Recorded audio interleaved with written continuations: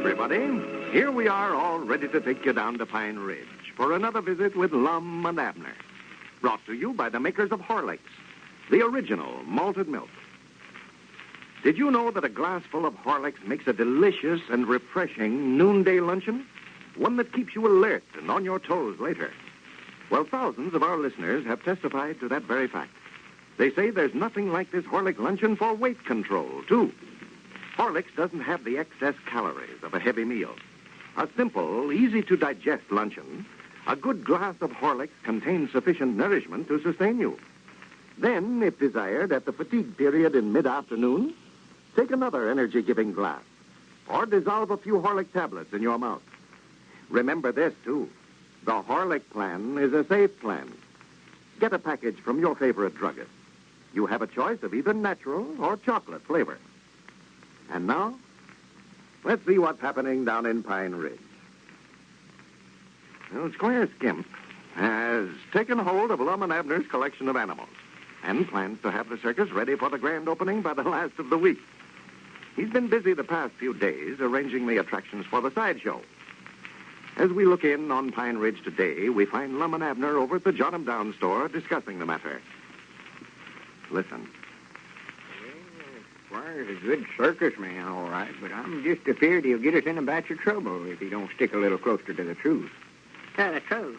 Yeah, putting them signs up over the cages over there, claiming them animals to be something that they ain't.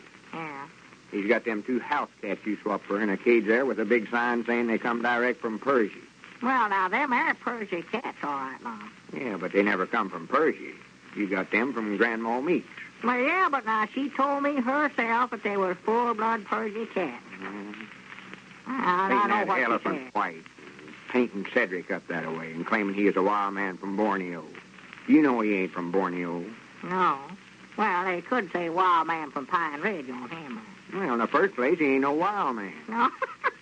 I noticed he looked like he wild when Squire turned him out of that cage last night. Yeah. He just lit out for home in a dead run. Yeah, Squire had no business locking him up in there that way like he was an animal. Oh, well, they sure had me fooled there yesterday when I first looked at him. I never would have knowed him all painted up that way. His hair all frizzed up, and them rings in his nose and ears. Well, fact is, his own folks never knowed him when he got home, run him off in the place. They did? Why, yes, they did. They was all sitting down there at the supper table eating, and Cedric stuck his head in the door and just scared the daylights out of him. I reckon it would. If you look up from a plate of victuals and see a face like that. Oh, well, they just all scattered in all directions. They never got all the children rounded up till it was midnight before they got them all catching back in the house. Well, why didn't Cedric wash that coloring off of him before he went home? Why, he couldn't. It won't come off. That was walnut stain that Squire painted him with. Walnut stain? Yes. And he never will get that stuff off. He'll always have to be a wild man. Yeah. Till it wears off. Well, now, Cedric's pa, Caleb, is mad enough to bite. He is. Oh, he was down at the barber shop this morning looking for Squire. Says he's just going to beat the way out of him. You mean on account of him painting Cedric up that way? Yeah, trying to make an actor out of Cedric, putting him on exhibit that way. Well, I'd hate to have that Caleb looking for me to give me a whooping. He's liable to cripple Squire for life. That Caleb don't know his own strength. No, you get him mad and stout as he is, why, no telling what he would do to a feller. Well, somebody ought to tell Squire so he can keep out of Caleb's way. Yeah, well, I tried to find him this morning to warn him about it, but couldn't locate him no place. I reckon Squire done here and hide now. Well, I don't blame him neither. Mose Moot said that he never seen Caleb so mad in his life. Well, I hope Squire don't get in no trouble over it. Yeah. I'd get out and look for him, but I've got to finish writing these letters. What letters? These letters we've been getting from folks wanting to know why they ain't got their flashlights yet. Oh.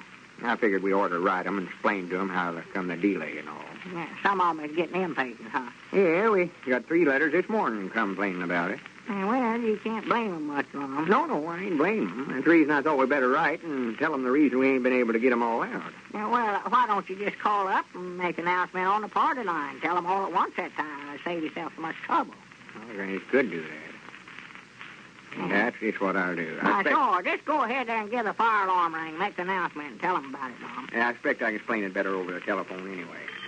Is all these letters here from folks that ain't got their flashlights yet? No, there's some in that stack there from them that's already got them. Yeah. Awful nice letters, too, saying how well pleased they are and all. What a nice gift they think the flashlight is. Yeah, well, it won't be long now before they'll all get 'em. Wait a minute. They're all wanting to know where the fire's at. Oh, well, tell 'em ain't none. Howdy, everybody.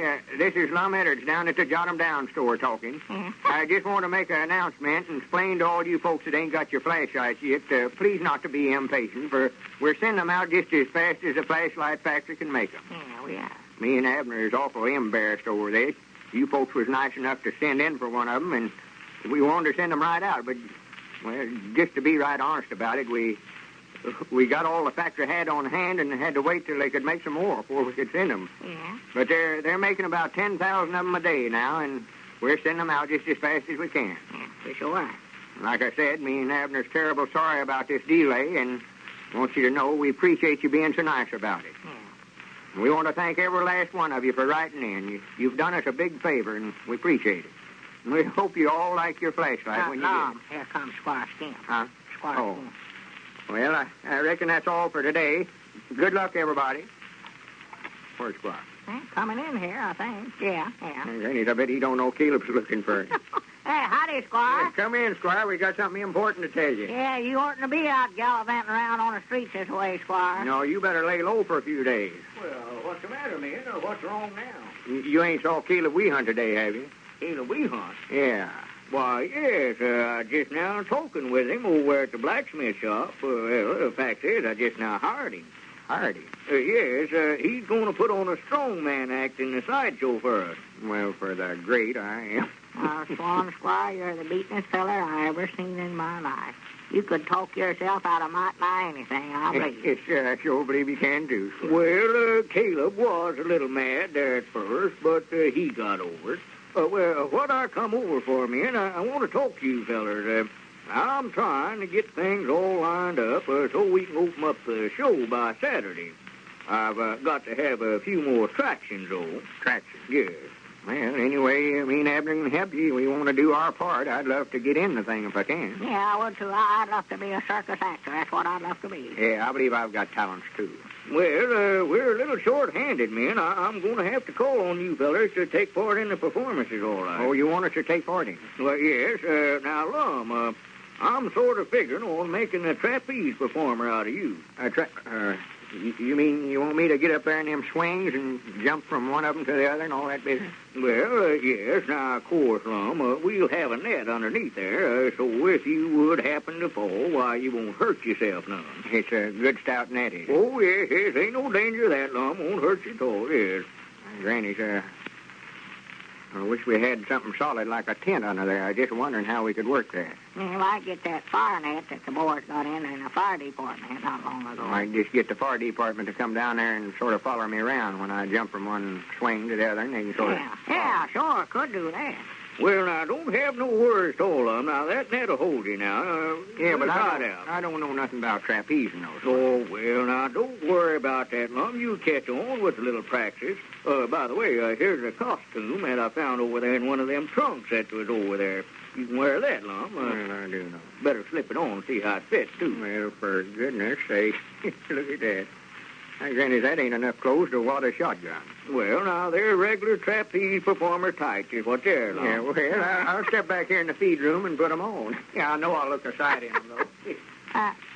Ain't you gonna let me be nothing, Squire? Oh, yes, Abner. I'm figuring on you being the bearded lady. A bearded... Me, a woman? Well, yes, them chin whiskers of yours will just work out fine. You know, we put some women's clothes on you, and you can wear a wig, and, why, Lord, me, Abner, your best friend wouldn't know you. Well, I hope not, if I'm going to have to put on an outfit like that. Well, now, I've got everything all figured out now to get the show started off, except an animal trainer. Animal trainer? Yes, I've got to have somebody to train those cats down there, if I can find somebody that's got nerve enough to do it. Well, Lord, let me do that and get somebody else to be the bearded woman. You mean, Abner, that you'd go in a cage down there with the cats and put them through their tricks?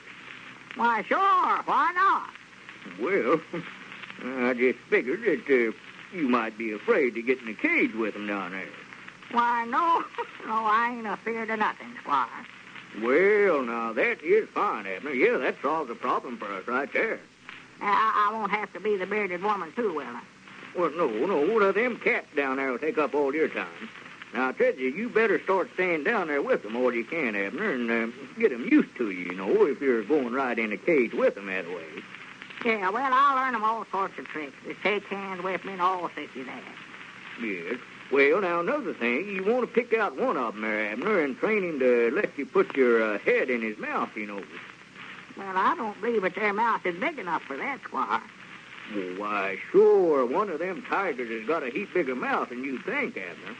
Yeah, but I don't believe it. Huh? What did you say? I just said that you wouldn't have no trouble getting your head in a tiger's mouth. Well, who said anything about tigers? You asked me to train them 2 Persia cats down there. Oh, no, you misunderstood me, Abner. I said cats, all right, but in the parlance of the circus, why, tigers and lions are always referred to as cats. I thought you knew that. Well, is this all there is to this outfit? Oh, yes. Come on out here, Lum. Let us look at you. Granny, I wouldn't get out in front of nobody with a get up like this on. Oh, Swan, Lum. You look like a jaybird in that outfit. You look like you're about 8 foot tall. Well, I'll be dead blamed if I wear it. Why, Lum, you'll be a sensation.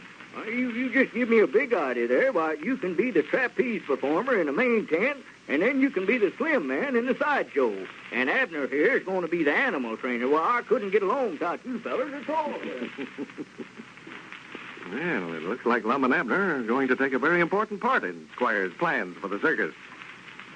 Before we leave Pine Ridge for the night, I'm going to read a letter from Mrs. F.C. of Chicago. It will especially interest those of our listeners who have babies of their own. She writes, "When my baby daughter was born, she weighed 7¼ pounds and seemed a perfectly healthy child. But after 6 weeks, she began losing weight. She just couldn't hold any food. At 6 months, she weighed less than when she was born. Then one day, I met a lady with a baby boy of the same age as my baby. He was such a big boy, it made me feel badly to think that my little baby was so sick. She said she was feeding him Horlick's malted milk. We decided to try it. And it was the first thing that stayed on her stomach since the time she was 6 weeks old. She grew big and strong. I wish you could see her now. She's perfectly healthy. We can never thank Horlicks enough." Well, thank you, Mrs. F.C., for this good letter. We know just how you feel about Horlick's malted milk. In the last 50 years, we have received many thousands of letters just like yours. It is important to always keep a package of Horlicks on hand in the home. It has so many uses. This is Carlton Brickert, speaking for Lum and Abner and Horlicks, who now bid you all good night and good health.